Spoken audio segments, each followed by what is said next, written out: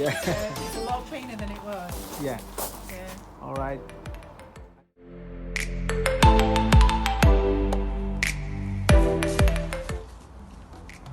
So Naz has done a really great job. The gutter was revolting and it was all gummed up, so we were having flooding coming over.